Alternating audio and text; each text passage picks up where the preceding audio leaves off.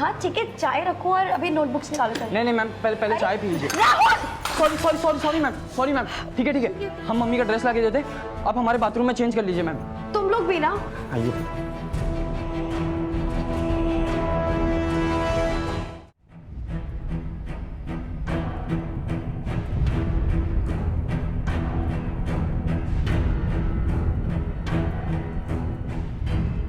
हमने बाथरूम में मोबाइल का कैमरा ऑन करके रखा था, उसमें उनकी सारी वीडियो रिकॉर्ड हो गई।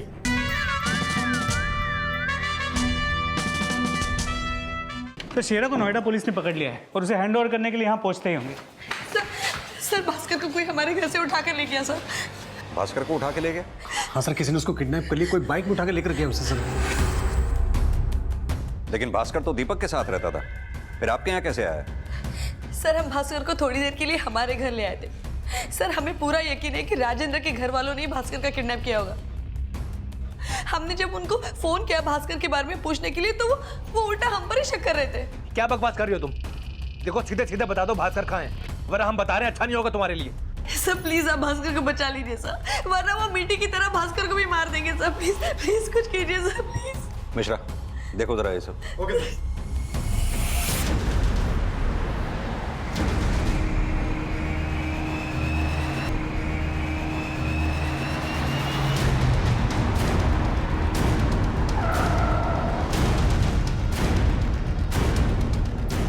शेरा को जानते हो? शेरा? हाँ शेरा, तुम्हारी लगातार फोन पे शेरा से बात हो रही थी। अब तुम खुद बताओगे या हम अपने तरीके से उगलवाएं? सर हमने शेरा को कांटेक्ट करने की कोशिश की थी, लेकिन सर हमने किसी का ना तो किडनैप करवाया ना हमने किसी को मरवाया है। ये तो हमसे गलती हो गई है। जो बोलना है इधर देख के बोलो और सच बोलना, क्योंकि शेरा पकड़ा जा चुका है। साहब हमने कुछ नहीं किया साहब, हमारा यकीन करो साहब। सर शेरा ने हमारे कहने पे कुछ नहीं किया है, अगर किसी और के कहने पे कुछ किया हो तो हमें नहीं पता है। शेरा से क्या कहा था ये बोलो। सर हमने शेरा को राजेंद्र और उसकी माँ को जान से मारने की सुपारी देने की कोशिश की थी, लेकिन सर उसने मना कर दिया था। आपने गलत आदमी से कांटेक्ट कर लिया साहब, जाओ जाकर किसी सुपारी किलर को ढूंढो। साहब जब हमने उसे मना कर दिया सुपारी लेने से तो साहब वो हमसे ही किसी और सुपारी किलर के बारे में पूछने लगा। साहब मेरा यकीन करो। देख कहानी मत बना, बोल तूने सुपारी ली है ना?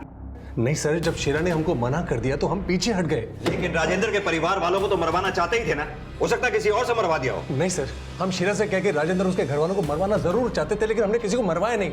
और सर हमें आज भी यकीन है कि हमारी मिट्टी को राजेंद्र उसके घर वालों ने किडनैप करके मरवाया था, और अब ये भास्कर को किडनैप करके हम दोनों को फंसाने की कोशिश कर रहे हैं सर।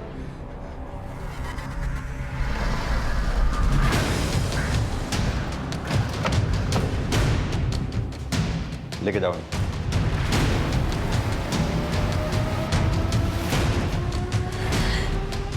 हमें इंस्पेक्टर साहब से मिलना है, आप बुलाइए उन्हें। इंस्पेक्टर साहब अभी बिजी हैं।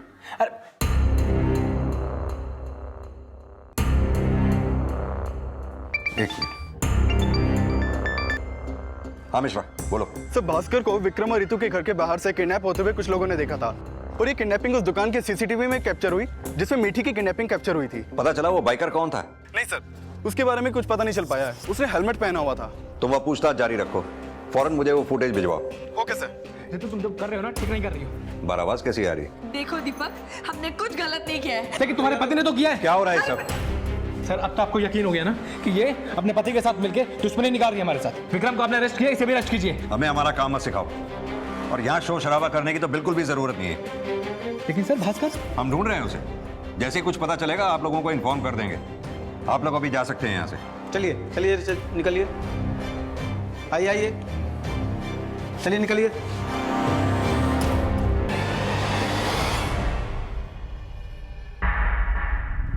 शर्मा क्या लगता है ये भास्कर को किडनैप करने वाला वही होगा जिसने मीठी को किडनैप किया था?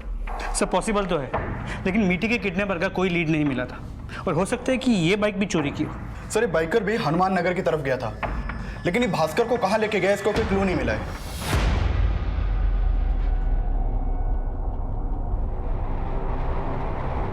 सर माना विक्रम शेरा के जरिए राजेंद्र और उसके पूरे परिवार को मरवाना चाहता था, लेकिन मीठी के किडनैपिंग में उसका कोई मोटिव नजर नहीं आ रहा। सर इसके अलावा इस केस में एक और एंगल है जिसे हमने अब तक इन्वेस्टिगेट नहीं किया है। सर राजेंद्र की उम्र थी 42 साल, और जिस लड़की से वो शादी करने जा रहा था उसकी उम्र थी सिर्फ 22। लेकिन उन दोनों की तो अरेंज मैरिज होने वाली थी ना? जी सर, लेकिन सर ये भी तो हो सकता है कि राजेंद्र जिस लड़की से शादी कर रहा था, गरिमा, वो इस शादी से खुशी ना हो। ठीक है, इस गरिमा और इसके परिवार वालों से भी बातचीत करो। वैसे गरिमा हमें पसंद है, पर आप बुरा ना माने तो हम एक बात पूछें? इसमें बुरा मानने वाली क्या बात है? अब पूछे जो पूछना है। हमने सुना है कि इसकी पहली सगाई के दिन होने वाला दूल्हा और उसके परिवार के लोग मर गए थे, क्या ये सच है? जी हाँ, सच है। मर्डर हुआ ना उनका? खैर, ये सब बातों से हमें क्या लेना देना, लेकिन एक बात हम आपको साफ साफ बता देना चाहते हैं। हमारी मांग 10 लाख कैश, 5 तोला सोना और 7 सामान जो भी आप दे दें।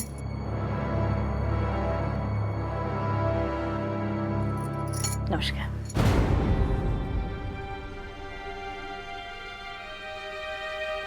पापा, आप इन्हें मना कर दीजिए, और वैसे भी अब हमें शादी नहीं करनी।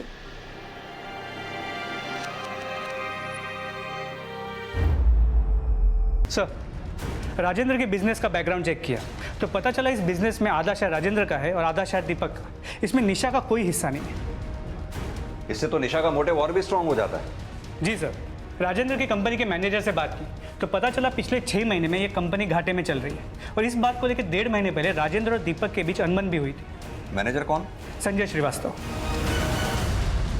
हाँ तो संजय जी, कितने टाइम से काम कर रहे हैं आप राजेंद्र और दीपक की कंपनी में? सर करीब 6 साल से। एक्चुअली हम और दीपक शुरू से साथ में पढ़ते थे और दीपक ने ही हमें इस जॉब में लगवाया था। दीपक आर्मी में और आप उसकी कंपनी में मैनेजर? जी सर, दीपक शुरू से ही आर्मी ज्वाइन करना चाहता था, लेकिन उसकी मम्मी इस बात के खिलाफ थी। माँ प्लीज आप मान जाइए ना, हमने आपसे कितनी बार कहा है कि बिजनेस में हमारा मन नहीं लगता है। और दीपक, हम भी तुम्हें कह चुके हैं कि हम तुम्हें आर्मी में नहीं भेजना चाहते हैं। अगर तुम चले जाओगे तो ये जो तुम्हारे पापा का इतना बड़ा बिजनेस है वो राजेंद्र अकेले कैसे संभालेगा बेटा?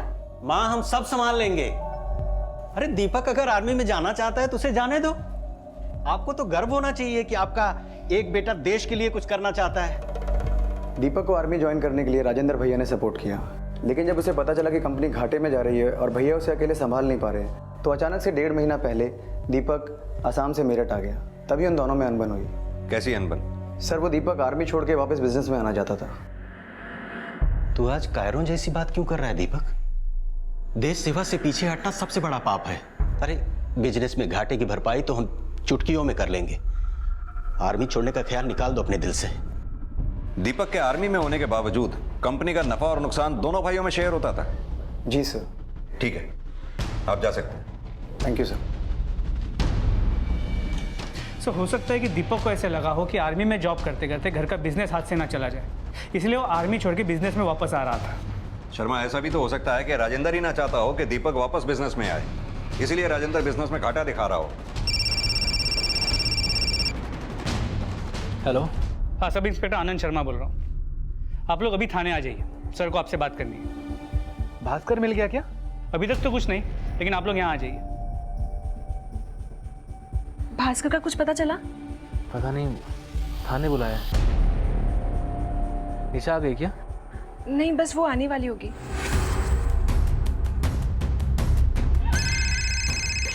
भाई का फोन आया। हाँ भाई। हाँ निशा दीदी, कब तक आ रही हैं आप?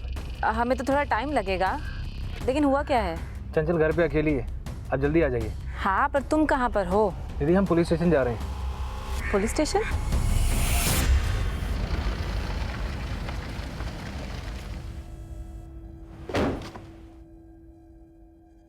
सर हम आर्मी इसलिए छोड़ना चाहते थे क्योंकि हमारे भाई अकेले पड़ गए थे, इसलिए नहीं कि हमें इनसिक्योरिटी थी कि हमारे हाथ से बिजनेस चला जाएगा। लेकिन अब तो पूरा बिजनेस तुम्हारे हाथों में है। सर ये सब बोल के आप साबित क्या करना चाहते हैं? वही जो तुम समझ रहे हो। ये सारे मर्डर तुमने कब और कैसे प्लान किए? सर कुछ भी बोले जा रहे हैं आप। जिस दिन तुम्हारे भाई राजेंद्र के साथ ये हादसा हुआ उस दिन तुम लगातार अपने भाई राजेंद्र के टच में थे। 11 बार तुमने उन्हें कॉल की। क्या अपडेट लेना चाहते थे? तुम्हारा भाई राजेंद्र कब और कहां पहुंचा और किसे अपडेट दे रहे थे वो? जरूर तुम्हारे पास कोई दूसरा नंबर होगा जिससे तुम हमलावरों के टच में थे। सर हम आपके हाथ जोड़ते हैं, ऐसे घिनौने आरोप हम पर मत लगाइए। निशा ने भी आरोप लगाया था कि उसके ऊपर जानलेवा हमला किया गया था। निशा भी बच गई और भास्कर भी, लेकिन अब भास्कर किडनैप हो चुका है। क्या किया उसके साथ तुमने? सर हमने किसी के साथ कुछ भी नहीं किया है।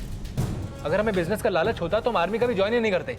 अगर एक भी सबूत हमें तुम्हारे खिलाफ मिल गया तो ना तुम्हारी ये हैसियत रहेगी ना ये पोस्ट।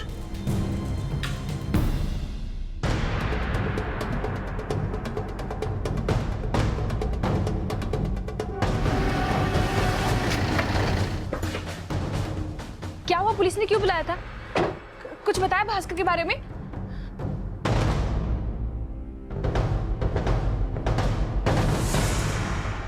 सर दीपक के कॉल रिकॉर्ड में कुछ खास नहीं मिला और ऐसी भी कोई इन्फॉर्मेशन नहीं मिली है कि दीपक कोई और नंबर यूज कर रहा हो। दीपक आर्मी में है, हो सकता है पुलिस के इन्वेस्टिगेशन के तरीके से वो अच्छी तरह से वाकिफ हो, इसीलिए उसने किलर से कांटेक्ट करने के लिए कोई दूसरा नंबर इस्तेमाल किया हो जिसे फिलहाल हम ट्रेस नहीं कर पा रहे। सर पॉसिबल तो है। सर इसके अलावा दीपक की बहन निशा के बारे में एक बात पता चली है, वो लगातार एक लड़के से चुपचाप मिल रही है। कौन लड़का है वो? सर लड़के का नाम अल्ताफ है। लगता है निशा और अल्ताफ के बीच में अफेयर चल रहा है। लेकिन निशा ने तो बोला था कि उसका कोई अफेयर ही नहीं है। लवर सर, उस ऋतु का दिमाग खराब हो गया है। लेकिन निशा के कॉल रिकॉर्ड से कोई लीड नहीं मिला। सर कहीं ऐसा तो नहीं कि निशा कोई और नंबर यूज कर रही हो? उस दिन ऋतु ने बोला था जिस दिन राजेंद्र पे हमला हुआ उसने किसी को खिड़की से कूदकर बाहर भागते हुए देखा था। क्या वो अल्ताफ होगा? सर अगर वो अल्ताफ होता तो खिड़की से कूद के भागता क्यों? अगर निशा अल्ताफ को छुपाना ही चाहती थी तो घर के अंदर भी छुपा सकती थी। लेकिन मर्डर तो निशा के हस्बैंड शैलेश का भी हुआ है। अगर अल्ताफ और निशा का अफेयर है तो इस एंगल को भी हमें इन्वेस्टिगेट करना चाहिए। निशा के दूसरे नंबर का पता करो और इस अल्ताफ की भी कुंडली निकालो। जी सर। दीपक जी पुलिस जो सोचती है उन्हें सोचने दीजिए। आपने कुछ किया थोड़ी है, प्लीज आप स्ट्रेस मत लीजिए। हाँ भाई, चंचल ठीक कह रही है। अरे पुलिस का तो काम ही होता है शक करना। निशा, हमें अपनी परवाह नहीं है, हमें भास्कर की चिंता हो रही है। पता नहीं वो किस हाल में होगा। भाई हमें तो शक हो रहा है ये ऋतु ने ही भास्कर को कहीं छिपा के रखा है। और भास्कर को अगर मार दिया गया हो तो? सब माँ की गलती है। हमने कहा था कि पुलिस कमेटी के बारे में सब सच बता दो, लेकिन नहीं, माँ ने अपनी चलाई हो। लेकिन दीपक जी, हमें ना एक बात अभी तक समझ में नहीं आ रही कि मीठी को भास्कर ही लेकर आया था या कोई और उसे वहां रख के गया था। लेकिन भैया तो बता रहे थे कि भास्कर लेकर आया मीठी को। हाँ, हमें भी ऐसा लगा था, लेकिन वो उसे वहां कैसे लेकर आया, कब लेकर आया, भास्कर ने अभी तक कुछ नहीं बताया। आपने बताया कि गरिमा और राजेंद्र की शादी उन दोनों की मर्जी से हो रही थी। क्या ये बात वाकई में सच है? मेरा मतलब, आप लोगों को कभी गरिमा पे शक नहीं हुआ? हो सकता है वो इस शादी से नाखुश हो। नहीं सर, हमें ऐसा कभी लगा नहीं। लेकिन सर हमें हमेशा शक रहता था। आप ही बताइए, एक 22 साल की लड़की एक 42 साल की राजेंद्र भैया से क्यों शादी कर रही थी? पर सर कुछ रोज पहले हमें चंचल ने कुछ बात बताई थी। क्या बताया था? सर जिस दिन राजेंद्र भैया और गरिमा की एंगेजमेंट थी उस दिन गरिमा को लगातार कुछ कॉल्स आ रहे थे। भाभी, आज तो आपका फ़ोन बहुत बज रहा है। वो क्या है ना, हमारी फ्रेंड कॉल कर रही है, शायद से वहाँ नहीं पा रही होगी ना। अब 2 मिनट। हाँ। और हाँ सर, उस दिन राजेंद्र भैया और माँ जी का फ़ोन नहीं लग रहा था, तो भी गरिमा किसी से लगातार मैसेजेस पे बात कर रही थी।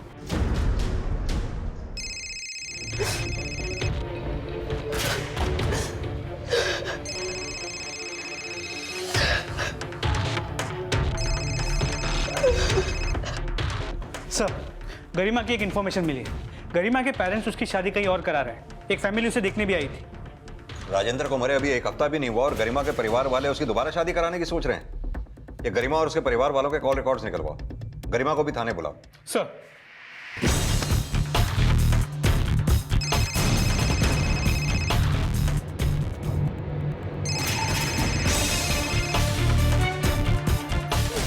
क्यों बार बार फोन कर रहे हो? गरिमा जी, सब इंस्पेक्टर आनंद शर्मा बोल रहा हूँ। इंस्पेक्टर जी, हमें आपसे राजेंद्र और उनके परिवार के मर्डर के बारे में बात करनी है। आप दोराला पुलिस थाने आ सकती हैं। Police station? सर वो एक्चुअली हमारी तबीयत बहुत ख़राब है। ठीक है, हम आपके घर आ जाते हैं, आप कहीं जाइएगा मत।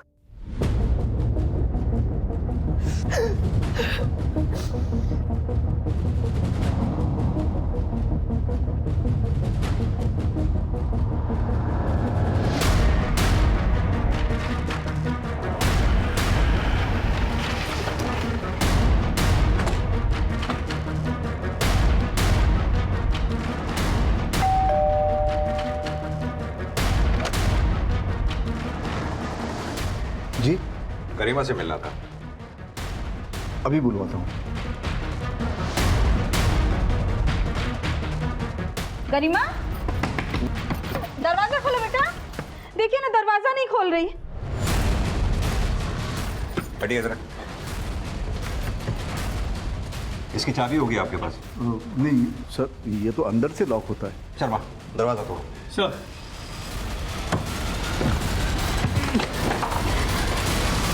राजेंद्र जी की मौत के बाद सब गरिमा को मनहूस समझने लगे थे, क्योंकि सगाई वाले दिन ही राजेंद्र जी की मौत। हम गरिमा की शादी इसलिए जल्द करा देना चाहते थे क्योंकि हमें लगता था अगर उसकी शादी नहीं कराई तो फिर उसकी शादी नहीं होगी। लेकिन हमें क्या पता था। लेकिन क्या? सर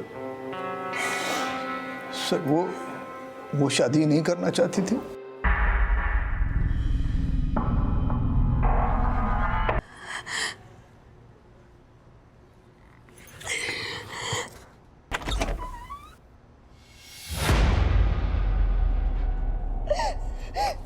ऋतु ऋतु ऋतु ऋतु छोड़ो मुझे।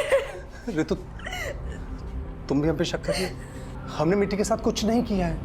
लेकिन भास्कर से तो चिढ़ते थे ना तुम। हम भास्कर से नहीं चिढ़ते थे, हम उसके बाप उसके घर वालों से चिढ़ते थे। पर यकीन मानो, हमने कुछ गलत नहीं किया है। अगर ऐसा है तो पुलिस ने तुम्हें क्यों पकड़ा था? हाँ, हमें पुलिस ने पकड़ा था, लेकिन अगर हमने कुछ गलत किया होता तो पुलिस हमें छोड़ती क्यों? हमारा यकीन मानो, हमने भास्कर को किडनैप नहीं करवाया, हमारा कोई हाथ नहीं है। ऋतु, क्या गरिमा ने सुसाइड कर लिया? जी जी जी। क्या हुआ भाई? पुलिस गरिमा से पूछताछ करने के लिए गई थी। हाँ, तो उनको पता चला गरिमा ने सुसाइड कर लिया। देखा भाई, हमने कहा था ना कि राजेंद्र भैया के मर्डर में इस गरिमा का कुछ लेना देना है। जब तक पुलिस उसे पकड़ के लेके जाती, उससे पहले उसने सुसाइड कर ली। पर गरिमा अगर इन सब में इन्वॉल्व थी तो अब भास्कर के बारे में कैसे पता चलेगा? गरिमा तो मर गई। चिंता मत कर भाई, पुलिस सब पता लगा लेगी। पुलिस को तब पता चलेगा ना जब तुम लोग सच बताओगे। तो फिर यहाँ पर आ गई तमाशा करने के लिए? चल निकल यहाँ से, चल। हमको सब पता चल गया, हमारी मीठी को तुम लोगों ने ही मारा है। लेकिन भगवान के लिए हमें हमारा भास्कर दे दो, हमारा बच्चा हमें दे दो। हम तुम्हारे आगे भीख मांगते हैं। हमारा रोज नाटक करती रहती है, समझ में नहीं आता। चल निकल यहाँ से। नाटक नहीं कर रहे हैं, सच कर रहे हैं। हमारी बात तो सुनो, हमारी बात तो सुनो। ठीक है, मुझे अपडेट करो। सर, गरिमा की पोस्टमार्टम रिपोर्ट के मुताबिक उसके साथ सेक्सुअल असॉल्ट हो रहा था। बॉडी पे खरोच और प्राइवेट पार्ट पे इंजरीज पाई गई हैं। लेकिन तुमने तो बताया था कि गरिमा के फादर को लगता था कि उसका किसी के साथ अफेयर था, तो फिर उस पर सेक्सुअली असॉल्ट हो रहा था? जी सर, इसके अलावा गरिमा के कॉल रिकॉर्ड्स को चेक किया तो पता चला वो 2 नंबर्स के साथ रेगुलर टच में थी। और जिस दिन गरिमा और राजेंद्र की सगाई थी, उस दिन भी वो इन्हीं 2 नंबर से रेगुलरली बात कर रही थी। किसके नंबर हैं? अभिषेक और राहुल, ये दोनों उससे ट्यूशन पढ़ते। गरिमा के मॉलेस्टेशन के खुलासे के बाद गरिमा के स्टूडेंट्स अभिषेक और राहुल शक के दायरे में आए। पुलिस ने उनके घर का सर्च वारंट निकाला और उनके mobile phones, pen drives, laptops और दूसरे इलेक्ट्रॉनिक गैजेट्स जांच के लिए जब्त कर लिए और उनके द्वारा गरिमा को ब्लैकमेल किए जाने की आशंका को सबूतों के आधार देने की कोशिश की जाने लगी। सर, हम गरिमा मैम से ट्यूशन पढ़ते थे और उन्होंने ही कहा था कि किसी भी सब्जेक्ट में कोई प्रॉब्लम हो तो उन्हें कॉल कर ले। तो आखिरी बार कौन सी प्रॉब्लम सॉल्व कराई थी तुमने? सर, वो फिजिक्स के सम सॉल्व करने के लिए। सर, और 10 सेकंड में तुम्हारी गरिमा मैम ने तुम्हारी फिजिक्स की प्रॉब्लम सॉल्व कर दी। Sir,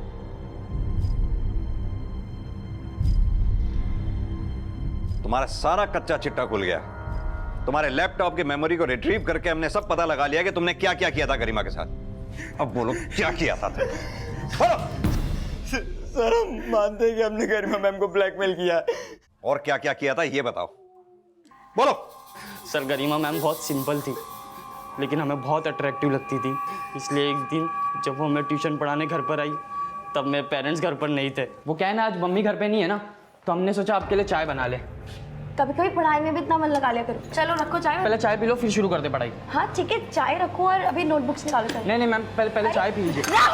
sorry ma'am. ठीक है हम मम्मी का ड्रेस लाके देते, आप हमारे बाथरूम में चेंज कर लीजिए मैम। तुम लोग भी ना। आइए।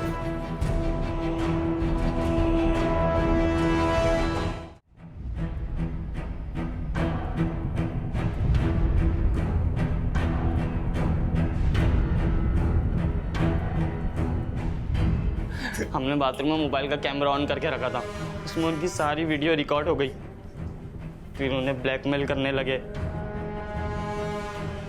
उसके बाद हम उनके साथ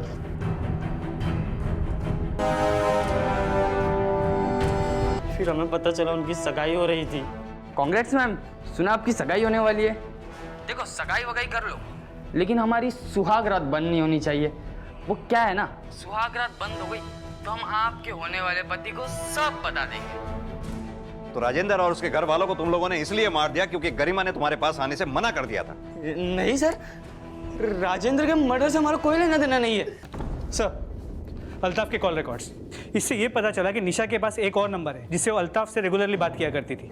अल्ताफ के कॉल रिकॉर्ड से कोई ऐसा नंबर मिला जिससे हमलावर और किडनैपर के बारे में कुछ पता चले? नहीं सर, अल्ताफ के कॉल रिकॉर्ड से कोई भी लीड नहीं मिला है। निशा के दूसरे नंबर के कॉल रिकॉर्ड्स मंगा लिए हैं, शायद उससे कुछ पता चल जाए। और वो भास्कर, उसके बारे में कुछ पता चला? नहीं सर, अब तक कोई लीड नहीं मिली है।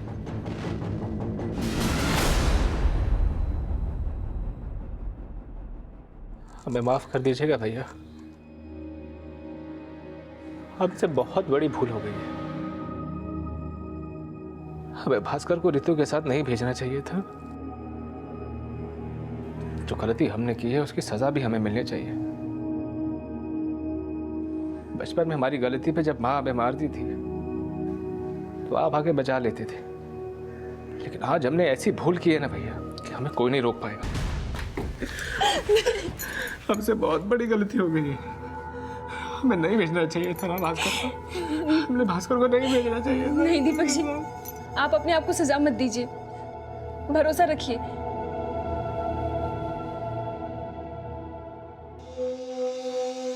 भास्कर, मीठी तो अब नहीं आ सकती,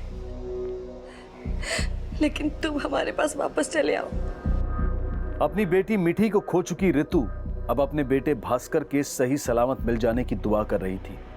वहीं पुलिस ने राजेंद्र की बहन निशा और निशा के प्रेमी अल्ताफ को पूछताछ के लिए तलब किया। तो तुम अल्ताफ के लिए अपने पति का घर छोड़कर मैके चली गई। शायद शैलेश को तुम्हारे और अल्ताफ के रिश्ते के बारे में पता चल गया होगा और ये बात उसने तुम्हारे घर में बता दी होगी और तुमने इसीलिए उसे। सर, जैसा आप बोल रहे हैं ऐसा कुछ भी नहीं है। लेकिन झूठ तो तुमने बोला ही था कि तुम्हारा कोई अफेयर नहीं है। हाँ सर, हमने झूठ बोला था, लेकिन उस दिन अल्ताफ घर पर नहीं आया था। हाँ सर, तब तो हम शहर में भी नहीं थे, अपने कजिन की शादी में दिल्ली गए हुए थे।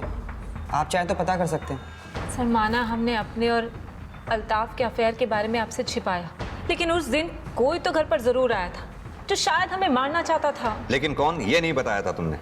सर, आप ये रितु से पूछे ना, एक नंबर की ड्रामा क्वीन है वो। रितु ड्रामा क्वीन है या तुम, ये तो हम पता कर ही लेंगे, लेकिन हमसे बगैर पूछे तुम दोनों ये शहर छोड़कर जाना नहीं, वरना अच्छा नहीं होगा। ये लीजिए। नहीं चंचल, हम खाना नहीं खा पाएंगे। जब तक भास्कर के बारे में पता नहीं चल जाता हम नहीं खाएंगे। ठीक है, आप नहीं खाएंगे तो मैं भी नहीं खाऊंगी। चंचल, तुम तो ऐसा। दीदी, क्या चल रहा है ये सब? ये अल्ताफ कौन है? अल्ताफ हमारा दोस्त है। सुनिए, अगर भैया और माँ के मर्डर में आपका हाथ है और भास्कर को आपने किडनैप किया है तो आप साथ साथ बता दीजिए। देख भाई, हमने कुछ नहीं किया। अल्ताफ के बारे में मम्मी पहले से ही जानती थी और हम कह चुके थे कि शैलेश को डिवोर्स देने के बाद हम अल्ताफ के साथ शादी करेंगे। जब ये फैसला हम पहले ले ही चुके थे तो सबको मार के हमें क्या मिलेगा? और तुम हम पे क्या शक कर रहे हो? पुलिस तो तुम पे भी शक कर रही है। अब हम पे शक कर रही है तो तुम हम पे क्यों शक कर रहे हो? हम आप पर इसलिए शक कर रहे हैं। प्लीज, आप लोग एक दूसरे पे ब्लेम करना बंद करो।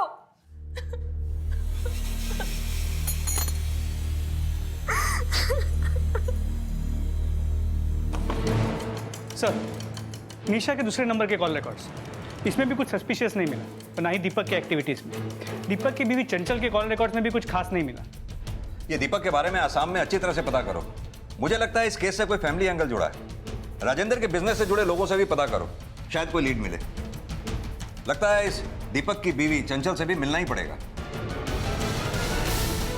पुलिस आसाम से लेकर गाजियाबाद और मेरठ तक हर जगह इन केसेस के सुराग ढूंढ रही थी। पुलिस इन्फॉर्मर्स हर जगह एक्टिव थे, लेकिन फिलहाल कोई लीड नहीं मिल पा रही थी। लेकिन अब कुछ ऐसा हुआ जिसमें फिर से राजेंद्र का भाई दीपक सस्पेक्ट बनने वाला था।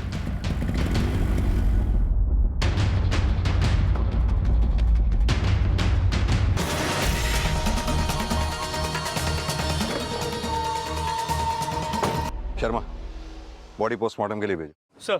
सर एक के बाद एक हमारी फैमिली में लोग मरे जा रहे हैं और आप है कि हमें पे शक कर रहे हैं। शक करने की वजह है हमारे पास। तुम ये मत सोचना तुम्हारा ये well plan murder case crack नहीं कर पाएंगे हम। सर आपको आपका काम आता ना, तब तक ये केस क्रैक हो चुका होता। हमें हमारा काम सिखा रहे हैं? नहीं सर, हम आपको आपका काम नहीं सिखा रहे हैं। हम बस ये बता रहे हैं कि अगली बार आपने हमें बिना सबूत के पुलिस स्टेशन बुलाया तो आपको हटाकर नए ऑफिसर रखने की पहुंच भी रखते हैं हम। सर दीपक जी ऐसे नहीं है जैसा आप लोग सोच रहे हैं। जब से ये सब हुआ उन्होंने ठीक से खाना तक नहीं खाया। और आप वो तुम्हारे पति है इसलिए तुम उन्हें बचा रही हो या तुम भी उसके साथ मिली हुई हो? सर ऐसा कुछ नहीं है। सर, राजेंद्र की कंपनी में काम करने वाले मैनेजर संजय श्रीवास्तव का भी मर्डर हो गया है। व्हाट? जी सर।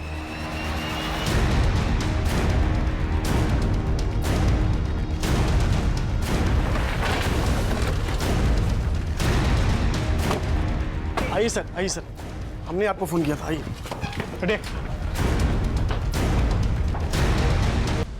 इस संजय का मर्डर राजेंद्र की फैमिली के केस के साथ जुड़ा हुआ है या ये केस अलग ही है? ये संजय के कॉल रिकॉर्ड्स निकलवाओ, हो सकता है इसका कनेक्शन उन केसेस से हो।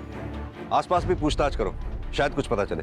सर आप में से फोन किसने किया था? सर हमने फोन किया था।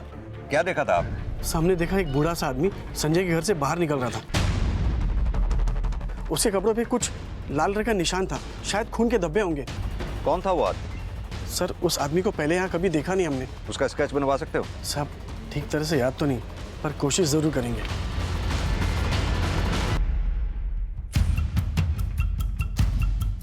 पुलिस अब इस बुजुर्ग आदमी की पहचान पता करने में जुट गई और जल्द ही पुलिस को उसका पता चल गया और उसका बयान इस केस में फिर से 360 डिग्री का घुमाव लेकर आने वाला था। हम किसी संजय को नहीं जानते, फिर भला हम उसका कत्ल कैसे कर सकते हैं साहब? अगर मर्डर नहीं किया तो संजय के घर क्यों गए? हम नहीं गए, हम वहाँ नहीं गए साहब। देखो तुम उसके घर गए थे, तुम्हें वहां से निकलते हुए देखा गया है। संजय के घर के बाहर की सीसीटीवी कैमरा में तुम्हारा आना जाना रिकॉर्ड हुआ है। अब खुद सच बोलोगे या हम उगलवाएं?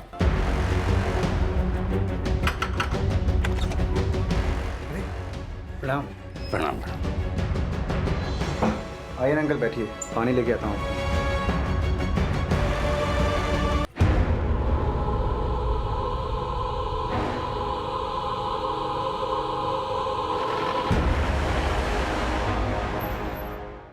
चंचल, तुम इस हद तक गिर जाओगे ये हमने कभी सोचा भी नहीं था। हमने कभी सपने में भी नहीं सोचा था कि जिसका हाथ हमने थामा है वो अपने आंचल में सांप पाले बैठी है। क्या बिगाड़ा था हमने तुम्हारा? क्यों किया तुमने ऐसा हमारे साथ? हमें तो अपने आप पर अफसोस होता है कि तुम हमारी जिंदगी में आई हो। अफसोस तो हमें भी होता है दीपक जी, कि काश हम आपको पहले ही समझ जाते। जो अपनी खुशी के लिए लाशें बिछा सकती है वो क्या समझेगी किसी को? चंचल तुम बुरी थी, बुरी हो और हमेशा बुरी रहोगी।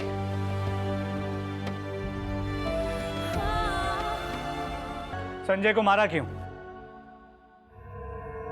नफरत करते थे हम दीपक के परिवार वालों से। हमारे शराबी बाप ने दीपक जी की माँ से कर्ज लिया और कर्ज के सारे पैसे उन्होंने शराब में उड़ा दिए। कर्ज नहीं लौटा पाए तो दीपक जी की माँ ने हमारा हाथ दीपक जी के लिए मांग लिया। तुम संजय को पहले से जानती थी? नहीं, संजय का घर पर आना जाना था। दीपक जी यहाँ रहते नहीं थे तो उनके एब्सेंस में हम दोनों करीब आ गए। लेकिन एक दिन माँ जी को हमारे बारे में पता चल गया। एक बात बोलें आपको? हाँ बोलो। आपके जो बाल है ना, ये हमको बहुत अच्छा लगता है। अच्छा, पहले तो कभी नोटिस नहीं किया। करते थे पर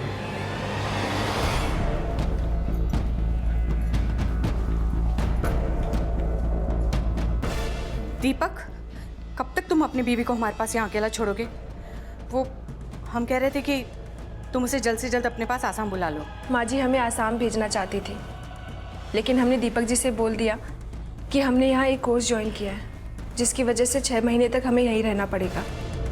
फिर दीपक जी ने भी माँ जी को बोल दिया कि हम 6 महीने के बाद ही वहाँ आएंगे। तुम्हारी सास ने तुम्हारे और संजय के रिश्ते के बारे में दीपक को कुछ नहीं बताया? नहीं, दरअसल माँ जी को लगता था कि जिस तरह से राजेंद्र भैया और निशा दीदी का परिवार टूट गया था, उसी तरह से कहीं ये बताने से दीपक जी का परिवार भी ना टूट जाए। तुम्हारी सास की नज़र में तुम्हारा और दीपक का रिश्ता तो बना रहा, लेकिन तुम्हारा और संजय का रिश्ता भी नहीं टूटा। सच बोल रहा हूं ना? हाँ, ये सब होने के बाद भी हम और संजय एक दूसरे के टच में थे। हम दोनों ने नया सिम खरीदा जिस पर हम दोनों बात करते थे।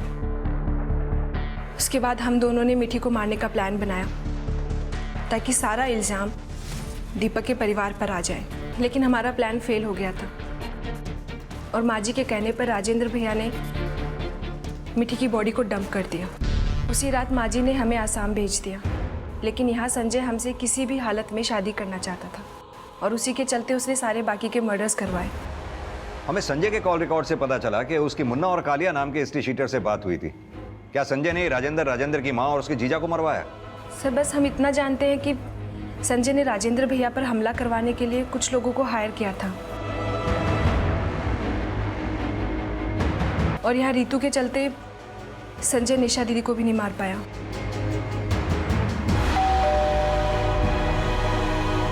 राजेंद्र! पहली बार तो निशा की हत्या में संजय कामयाब नहीं हो पाया, लेकिन इस बार निशा की हत्या में संजय कामयाब हो गया, राइट? और भास्कर को भी संजय ने ही किडनैप करवाया। तो भास्कर के साथ क्या किया? क्या किया?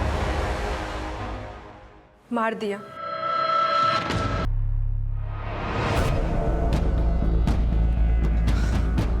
हाँ,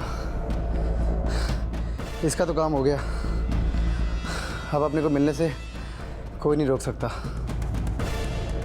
अगली बारी दीपक की है। संजय अब दीपक जी को मारना चाहता था, लेकिन हम बहुत डर गए थे। डर गए? हम दीपक जी से प्यार करने लगे थे और अब हम उन्हें खोना नहीं चाहते थे। पिछले 1 महीने से हम दीपक जी के साथ आसाम में रह रहे थे।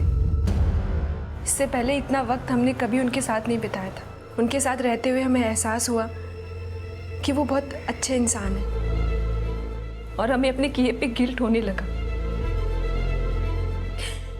लेकिन अब हम दीपक जी को नहीं खोना चाहते थे, लेकिन हम संजय को कुछ भी बताने की हिम्मत नहीं जुटा पा रहे थे और वो सबको मारता गया।